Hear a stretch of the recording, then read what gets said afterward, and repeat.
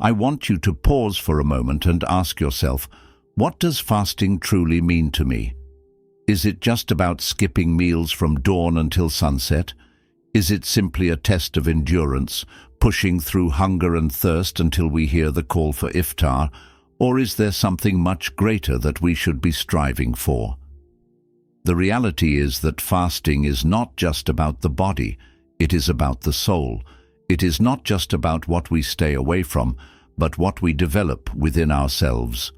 Our Prophet, sallallahu alaihi wasallam, teaches us that true fasting goes beyond food and drink. There are three things that we must also give up for our fasting to be complete. The first thing we must leave is false speech. This includes lying, backbiting, gossiping, and using foul language. A person may go an entire day without eating or drinking, but if they lie, if they engage in slander, if they hurt others with their words, then their fast is incomplete.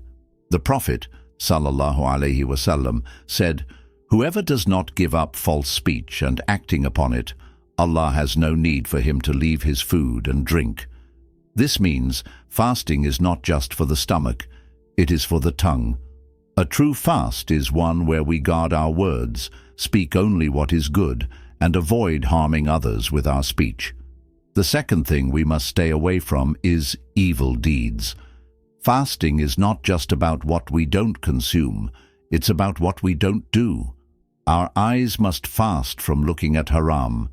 Our hands must fast from harming others.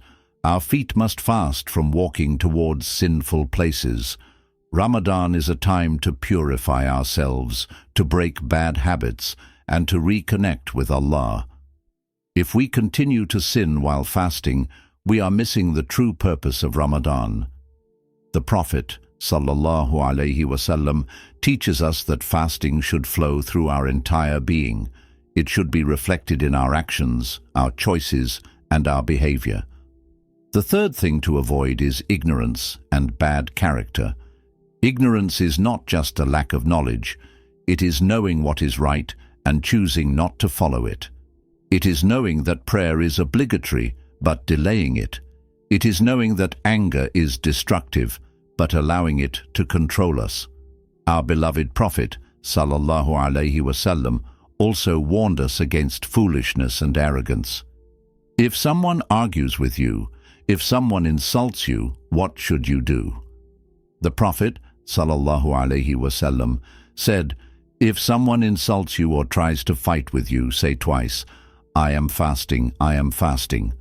This means we must control our temper, hold back our anger, and walk away from conflict. At the end of the day, my dear brothers and sisters, Ramadan is not about starving ourselves. Allah does not want to make us suffer. He wants to elevate us. He wants us to develop taqwa, the consciousness of Allah. Allah clearly states in the Quran, "O you who believe, fasting has been prescribed for you as it was prescribed for those before you, so that you may attain taqwa." Taqwa is what protects us. It keeps our hearts pure, our actions sincere, and our fasting accepted.